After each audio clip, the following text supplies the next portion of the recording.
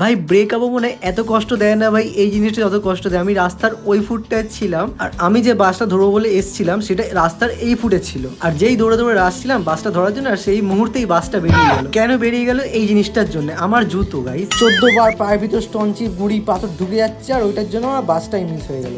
তো গাইস কি আর করা যাবে, যাই হোক আজকের দিনটা এত সুন্দরভাবে শুরু হলো, দেখা যাক পুরো দিনটা কেমন কাটে। তো বাইরের ঘাটের কাজ ছেড়ে আস্তে আস্তে দুপুর হয়ে গেছিলো, তারপর আমি যে সবে শুয়েছিলাম খেয়ে দিয়ে, তখন ভাই ফোন করলো, বলছে যে চলো দাদা কটা কন্টেন্ট লিখি বানাই। তো আমি ভিডিও বানানোর জন্য কখনো না করি না, শুয়ে বসে না থেকে সময় নষ্ট না করে কটা ভিডিও বানানোই ভালো। তো আজকালের মধ্যে আমাদের একটা ভিডিও ছাড়বো, তোমরা সবাই বুক ভরা ভালোবাসা হাত ভরা লাইক দিও। ভিডিও বানানোর থেকেও সব দিয়ে টাফ ব্যাপার হচ্ছে ভালো লোকেশন খোঁজা। এই লোকেশন খুঁজতে খুঁজতে বিকেল গড়িয়ে এসেছিল, তাই আজকে আমরা একটার বেশি ভিডিও বানাতে পারি। এই ভিডিও বানাতে বেরিয়ে ভিডিও যদি মনের মতো না হয়, যে কি রাগ হয়, সেটা শুধু যারা ভিডিও বানায় তারাই বুঝতে পারে। তো যারা কি আর করা যাবে, সন্ধ্যাবেলা দিদির সাথে চলে গেলাম কিছু কেনাকাটা করতে। আর এই বিউটি প্রোডাক্ট আমার জন্য না, দিদি কিনবে।